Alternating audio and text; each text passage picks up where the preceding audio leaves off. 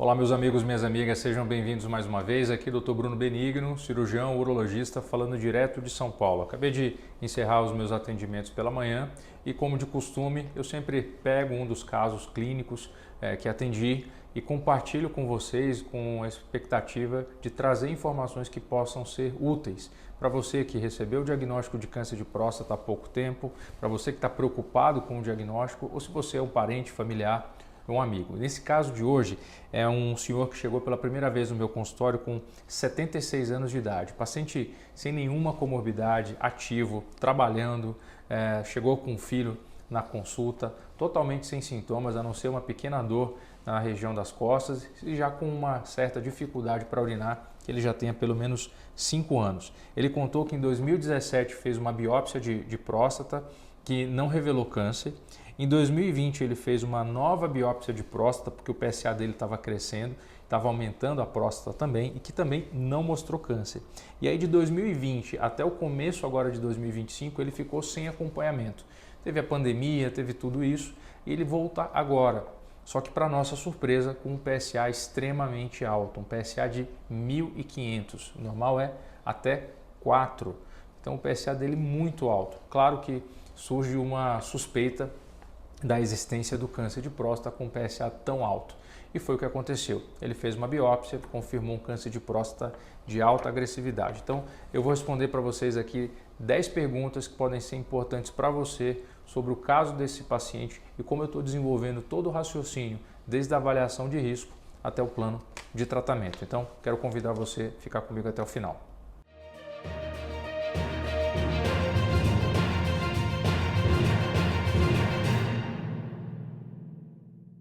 Bom pessoal, então vamos para essas 10 perguntas. Antes disso eu quero fazer um recado, pedir um recado aqui para vocês, dar um recado para vocês. Primeiro, conheça o nosso canal aqui do YouTube, mais de 850 vídeos gratuitos sobre diversos temas urológicos.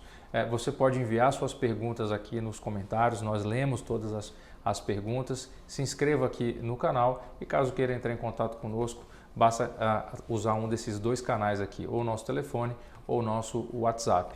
Nós atendemos pacientes de todo o Brasil, estamos aqui em São Paulo, capital, mas temos pacientes em todo o Brasil através de teleatendimentos e também pacientes brasileiros que moram fora do Brasil. Se você está aí, muito obrigado. Nossa audiência tem crescido bastante. Portugal, Estados Unidos, Chile, Argentina, tivemos pacientes da Bolívia, pacientes de Moçambique. Então, assim, uma série de locais aí, cada vez mais o nosso conteúdo chegando graças à sua audiência. Então, vamos lá. A primeira pergunta é: já falei para vocês como é que começou a história desse paciente, mas o que mudou, né, no histórico do nosso paciente? O que mudou foi esse aumento expressivo do PSA, o que acabou levando o paciente a fazer uma biópsia de próstata e que demonstrou um adenocarcinoma, um câncer de próstata de agressividade 9.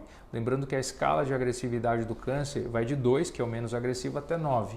Então essa velocidade de crescimento, essa agressividade, nada mais é do que a velocidade com que essas células do câncer se multiplicam. Então 2 viram 4, 4 viram 8, 8 viram 16, 16 viram 32 e aí por diante. Então esse 9 significa a velocidade, o fator de multiplicação dessas células. Portanto, é uma doença sim de alta agressividade. E aí, o que o toque retal desse paciente mostrou? Na consulta, embora ele já tenha chegado aqui com o diagnóstico, mas faz parte do exame físico o médico examinar o paciente, obviamente, né? Exame físico. Então, eu fiz um exame de toque retal. O que o exame mostrou? Por um lado, a próstata dele, muito volumosa, aproximadamente 150 gramas. É o tamanho de um limão, sendo que o normal é de 35 gramas. Mas até aí não seria tanto problema, porque poderia ser apenas um aumento benigno da próstata. Mas o que me chamou a atenção no toque desse paciente foi uma irregularidade em toda a região do lado direito da próstata dele, a cápsula da próstata rugosa, dura, uma consistência pétrea. Isso é um sinal de que não há hiperplasia benigna da próstata e que é o câncer crescendo e rompendo, infiltrando a cápsula. Isso é perigoso. Além disso, desse lado direito já havia sinais de infiltração da cápsula e dos nervos da ereção. Portanto, é uma situação em que a gente, obviamente, não gosta de viver, né? Ver um paciente que já chega no consultório com essa situação. Então, muito importante não ficar todo esse tempo sem uma avaliação urológica. O paciente ficou 5 anos sem essa avaliação e acabou tendo um PSA muito alto, mesmo sem sentir absolutamente nada. Então isso foi o que o toque mostrou. A quarta pergunta aqui é se esse câncer já tem metástases, né? Então, como é que a gente sabe se o câncer deu ou não metástases? Se eu fiz o toque, mas o toque só consegue ver ali a região próxima da próstata. Então, para saber se o paciente tem metástases, nós vamos lançar mão dos exames de imagem. E essa etapa é a etapa que vem depois do diagnóstico. Ela é chamada de estadiamento, que é o médico tem que dizer para o paciente se a doença está só na próstata, se ela rompeu a cápsula da próstata, se ela já foi para os gânglios ao redor da próstata ou se ela está no estágio 4, que é quando comprometeu os ossos. E esse é o estágio conhecido como metástases. Então, nós só dizemos que o câncer tem metástases quando ele saiu da próstata e foi para os ossos. E nesse caso muda totalmente a estratégia de tratamento. E como que nós vamos descobrir isso? Através de 2 exames.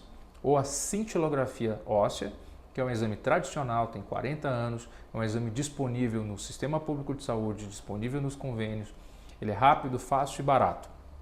Desvantagem, a cintilografia ela não é capaz de identificar tecidos do câncer nas partes moles, por exemplo, na bexiga, não é capaz de identificar nos gânglios, que são as ínguas internas, apenas nos ossos. E mesmo nos ossos, a resolução do exame não é tão boa. Então, quando disponível, nós lançamos mão de um exame chamado PET scan com PSMA. O que é o PET scan? É exatamente igual a uma tomografia. Então, o paciente entra na máquina como se fosse uma tomografia. Mas só que essa máquina é diferente, ela é especial. Nessa máquina também tem uma outra máquina de cintilografia. E essa máquina não é uma cintilografia qualquer, ela usa um corante especial chamado PSMA, que é injetado no sangue do paciente, e esse corante vai circular e grudar nas áreas onde existem focos do câncer de próstata. Então é um exame que vai grudar tanto nos ossos, tanto na próstata, quanto nos gânglios, nos tecidos moles. Portanto, o PET scan de PSMA é um exame mais completo. Quando que ele é pedido? Toda vez que o PSA do paciente está acima de 10, toda vez que o tumor tem agressividade 8, 9 ou 10, ou toda vez que o médico suspeita por algum outro motivo que tenha havido o espalhamento, né, a metástase para fora da próstata. Então são as 3 indicações de fazer o PET scan com PSMA. Não é um exame obrigatório, mas é um exame que quando disponível ajuda e não é necessário para homens com agressividade 6 ou 7, ok? Próximo passo aqui foi como é que está o estado geral de saúde do paciente. Uma etapa crucial na avaliação de todo paciente com câncer de próstata é a avaliação do estado físico. Ele é um paciente de 76 anos, mas não fuma, não bebe, não é diabético, não é obeso, não é tabagista, é ativo, intelectualmente ativo. Então, a vitalidade desse paciente é uma vitalidade muito boa. Então, é um paciente que, sim, tem que ser tratado de alguma forma. Agora, tem pacientes que chegam no meu consultório, por exemplo, bem mais jovens do que ele, 55, 60 anos de idade, mas pesando 130 quilos, fumando 3 maços de cigarro por dia, diabetes descompensado, pressão alta descompensada. Ora, esse paciente tem, e câncer de próstata, né? Esse paciente tem muito mais risco de ter um infarto, um derrame, um AVC, nos próximos 5 anos do que vir a morrer de câncer de próstata. Então, por mais que esse segundo exemplo seja um paciente mais jovem, para ele o câncer de próstata é um problema secundário. Então, a gente vai acabar trazendo o cardiologista, trazendo o endócrino, controlando essas outras questões para depois pensar em tratamento do câncer. Então, é muito importante entender que não é só uma questão de idade, e sim uma questão de vitalidade e comorbidade. Então, nesse caso aqui do nosso paciente, o estado geral dele era excelente. Então, vejam, um paciente com um PSA de mais de 1.400, né, um nódulo na próstata e não sentindo absolutamente nada. Vejam como o câncer de próstata ele pode ser sorrateiro, traiçoeiro. Então não pode esperar o sintoma ele vem muito tarde. Né? Quando você sente o sintoma, geralmente já tem um nódulo grande na próstata. Então rastreamento é muito importante. Outro ponto é, qual foi o primeiro passo que eu fiz? Bom, suspeita desse paciente ter uma metástase é muito forte. Então eu não quis deixar que ele continuasse sem nenhum tratamento. E ao mesmo tempo eu sei que ele pode ter um alto volume de metástases no esqueleto. A suspeita é forte, eu não tenho esse dado, mas eu estou aguardando o resultado do PET. E aí, deixa o paciente sem tratamento ou não? Não. Então o que eu fiz? Eu usei para ele uma medicação chamada bloqueador de testosterona, mas não foi qualquer bloqueador. Existem dois tipos de bloqueio da testosterona, os agonistas e os antagonistas. Calma, então vamos lá. Os dois, semelhanças e diferenças. Os dois são injetáveis, tá? Tanto o agonista quanto o antagonista. Os dois vão diminuir a testosterona. Só que o agonista, que é o Zoladex, a leuprorelina, a triptorelina, essas outras medicações mais comuns, antes da testosterona cair, o remédio estimula um aumento da testosterona e depois de 15 dias, 10 a 15 dias, ela começa a cair. Então ela tem o que a gente chama de flare, pico, aumento inicial. E isso, para um paciente que tem um pequeno volume de doença, um PSA baixinho ali, 20, 30, não é problema. Mas para um paciente como ele, que tem um PSA muito alto, que pode ter um volume grande de doença, esse pequeno aumento da testosterona com os agonistas pode piorar sintoma. O paciente pode ter dor óssea, pode ter algum desconforto. Então, eu tenho que usar um remédio que já bloqueia a testosterona desde o início e não faça esse pico. E esse remédio tem nome, ele chama Degarelix. Tá? O nome da droga chama Firmagon. Né? Então nós fazemos essa droga em situações especiais como essa, em que eu não quero que o paciente tenha um pico de PSA, não quero que ele tenha, porque já tem muito volume de doença. Então foi o que eu fiz, eu usei um antagonista, que uma vez aplicado no subcutâneo da barriga do paciente, no dia seguinte a testosterona já praticamente está desligada. E isso vai tirar o combustível das células do câncer de próstata. Então a minha ideia foi, ele vai fazer um PET scan amanhã, já com PSMA, e quando ele sair do exame de PET scan, para não mascarar, né, o resultado, ele já vai receber essa injeção dessa medicação, que chama-se Degarelix. Tá? Depois, passada essa fase aguda, ele não vai precisar ficar tomando sempre essa, e a gente vai mudar para outra injeção que é mais disponível, é uma injeção que está amplamente disponível, tem no sistema público de saúde, também tem cobertura pelos convênios. Então, muito importante esse detalhe, mas que pode fazer toda a diferença no cuidado aí desse paciente. Bom, por que é necessário fazer mais exames para definir o próximo tratamento? Bom, é necessário saber qual é a extensão, porque o caminho que nós vamos seguir ele vai mudar completamente. Se a doença estiver só dentro da próstata do paciente, o tratamento é cirurgia com ou sem a radioterapia. Se a doença já rompeu a cápsula e foi para os gânglios, o tratamento é cirurgia, certamente com radioterapia. Agora, se a doença tem metástases, nós não fazemos cirurgia, o paciente nem vai ser direcionado para a cirurgia. A gente vai fazer um tratamento que chama sistêmico. E aí esse tratamento pode ser só o bloqueio de testosterona, injetável e mais uma outra droga, um comprimido. Tem várias drogas que ajudam a bloquear, como abiraterona, enzalutamida, apalutamida, darolutamida.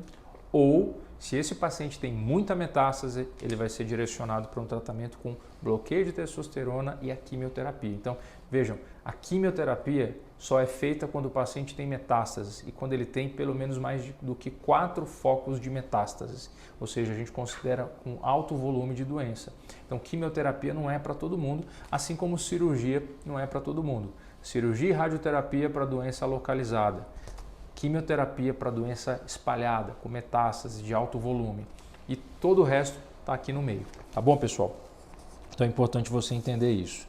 Quais são os possíveis cenários que o PET scan vai mostrar? Bom, pode mostrar um cenário que a doença está só na próstata, 2, um cenário que rompeu para os linfonodos, até aí a doença é curável, e o cenário 3 é um cenário com metástase. E aí, quando existem os focos de metástases, nós dizemos que o câncer, infelizmente, não tem a cura, mas a gente consegue controlar por muitos anos o crescimento dessas células com metástases. Mas o paciente, ele já hoje, em 2025, infelizmente, nós não temos um remédio que cure completamente os pacientes com metástases, mas é possível ter uma vida com qualidade, né, controlando os efeitos colaterais da medicação e usando de forma contínua esse bloqueador de testosterona. Aqui no canal nós temos vídeos explicando sobre como é a vida dos pacientes, os efeitos colaterais dos homens que usam o bloqueio de testosterona. Bom, esse paciente tem chance de cura? É a próxima pergunta. Sim, se a doença for localizada ou se ela ainda estiver nos gânglios próximos à próstata. Bom, e 10 e última pergunta, o que muda, né, com esse acompanhamento do paciente? Bom, o acompanhamento de todo paciente com câncer de próstata independente de ter metástase ou não, ele é a cada 3 meses, com exame de PSA, exame de imagem e pelo menos a cada 6 meses um exame de imagem de alta resolução, como a ressonância ou a tomografia. Mas nesse início do tratamento, em que a gente precisa acompanhar o paciente de perto, eu costumo ver meus pacientes a cada 3 a 4 semanas, né, com acompanhamento periódico do PSA, monitoramento de sintomas. Ele é um paciente que vai fazer bloqueio de testosterona, então a gente tem que ter um acompanhamento cardiológico, então risco cardiovascular aumenta. Ele vai perder massa muscular, então um suporte nutricional, né, a nossa nutricionista aqui, a Marcela, também dá esse aporte. Ele vai precisar também de um estímulo para atividade física como musculação de baixa intensidade, uma hidroginástica, pode fazer um pilates se ele não tiver um grande volume de metástases, então até a quantidade de metástases vai interferir em quais os tipos de atividade física que nós podemos recomendar para esse paciente. Então é um trabalho multidisciplinar. Alguns pacientes podem se sentir deprimidos, então o oncologista vai trazer para o time também um apoio psicológico, se possível, trazer a família para ajudar esse paciente a passar por um momento como esse. Então, veja, esse início do tratamento ele é muito intenso, né? As visitas são muito frequentes, não todas comigo, urologista, mas também com a doutora Lígia, que é a nossa oncologista, a Marcela, que é a nossa nutricionista, e nós temos também o time aqui, que é de cardiologistas, com a Caroline, e o endocrinologista, com o Guilherme. Então, nem todos os pacientes vão precisar de todo esse acompanhamento médico, mas vejam, cada caso é diferente, cada paciente vai ter uma demanda. Questões relacionadas à vida sexual são muito importantes, porque a libido diminui, a ereção fica mais fraca, então ajustar com medicações, tanto comprimidos quanto medicações injetáveis, podem trazer para o paciente esse conforto e a manutenção da sua vida sexual ativa. Então, gente, a ideia foi essa, compartilhar com vocês aqui mais um caso de um paciente que está lutando contra o câncer de próstata. A gente sabe que você que está aí do outro lado está procurando informação e nem sempre é fácil encontrar, né, um plano, um caminho.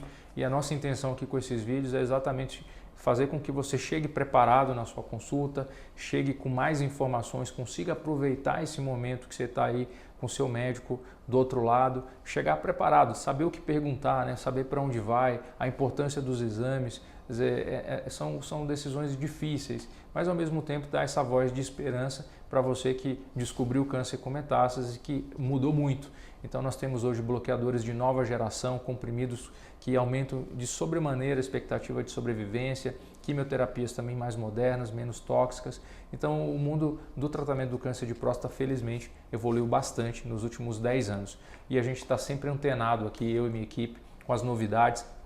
Agora em abril, no final de abril, vai acontecer um congresso muito importante nos Estados Unidos, em Las Vegas, que é o maior congresso do mundo de urologia, e eu vou estar lá junto com a minha equipe, rastreando, né, vendo o que há de novidade, o que a gente pode esperar aí para os próximos anos para trazer essas novidades aqui para vocês que me acompanham. Então, meu muito obrigado mais uma vez pela atenção. Se você chegou aqui até o final, é porque esse conteúdo foi útil, então eu peço duas gentilezas. Coloca aqui embaixo, eu cheguei até o final, escreve aí câncer de próstata e não esquece de se inscrever aqui no canal, compartilhar, isso ajuda o YouTube a levar esse conteúdo gratuito para uma quantidade maior de pessoas. Então, conto com você aí, fazendo a sua parte, nos ajudando. Um abraço, pessoal, mais uma vez, até a próxima. Tchau, tchau.